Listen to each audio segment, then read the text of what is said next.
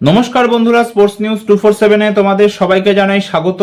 তো ভারত আর নিউজিল্যান্ডের মধ্যে আন্ডার-19 ওয়ার্ল্ড কাপের গ্রুপ ম্যাচে ভারত নিউজিল্যান্ডকে 7 উইকেটে হারিয়ে দিয়েছে এবং ভারতের যে গ্রুপ আছে সেই গ্রুপে কিন্তু ভারত টপ করেছে। 2 নম্বরে বাংলাদেশ শেষ করেছে এবং 3 নম্বরে কিন্তু নিউজিল্যান্ড শেষ করেছে। যাই হোক, যদি আমরা ম্যাচের কথায় আসি তাহলে ভারত ফার্স্টে টসে জিতে বোলিং করার ডিসিশন নেয়। বৃষ্টিবিঘ্নিত ম্যাচ ছিল, 50 ওভার থেকে কমে প্রথমে 47 ওভার হয়, তারপরে সেটা কমে 37 ওভারে খেলা হয়।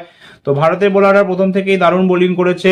আর.এস. সামরিস 4খানা উইকেট নিয়েছে এবং হেনিল পটেল 3খানা উইকেট নিয়েছে। নিউজিল্যান্ডের কোনো ব্যাটসম্যানই সেরকম টিকতে পারেনি। একসময় 69 রানের মধ্যে নিউজিল্যান্ড 7খানা উইকেট হারিয়ে ফেলে, কিন্তু তারপরে সঞ্জয় আর স্যামসনের মধ্যে 53 রানের একটা পার্টনারশিপ হয় 8 উইকেটে। তারপরেও নিউজিল্যান্ড কিন্তু মাত্র 135 রানই স্কোর করতে পারে এবং 37তম ওভারে গিয়ে নিউজিল্যান্ড অল আউট হয়ে যায়। তারপরে ভারতের টার্গেট ডারকথ লুইস নিয়মে 37 ওভারে 130 রান এসে দাঁড়ায় এবং শুরুতেই কিন্তু অ্যারন জর্জকে ভারত হারিয়ে ফেলে সেকেন্ড ওভারে।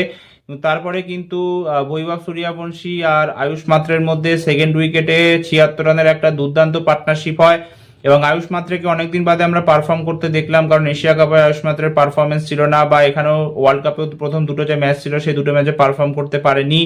কিন্তু আজকে কিন্তু আয়ুষ মাত্রে 27 বলে 53 রানের একটা দুর্দান্ত ইনিংস খেলেছে। অন্যদিকে বৈভব সূর্যবংশীও 23 বলে 40 রানের একটা ঝোড়ো ইনিংস খেলেছে এবং তারপরে কিন্তু বেদান্ত ত্রিবেদী আর ভিয়ান মালহোত্রা মিলে ভারতকে 7 উইকেটে ম্যাচটা জিতিয়ে দিয়েছে এবং 13.3 ওভারে কিন্তু ভারত 130 রানের টার্গেট চেস করে দিয়েছে এবং এর সাথেই ভারত কিন্তু গ্রুপ টপার হিসাবে সুপার 6-এ কোয়ালিফাই করে গেছে। এবার যদি আমরা ভারতের সুপার 6-এ ম্যাচ দেখি তাহলে 27 তারিখে ভারত জিম্বাবুয়ের এগেনস্টে ম্যাচ খেলবে এবং তারপরে কিন্তু 1 তারিখে পাকিস্তানের এগেনস্টে ম্যাচ খেলবে। তো দেখা যাক এটাই যে 5 বারের বিশ্ব চ্যাম্পিয়ন ভারত আন্ডার-19 ওয়ার্ল্ড কাপটা 6 বারের জন্য নিজেদের নামে করতে পারে কিনা।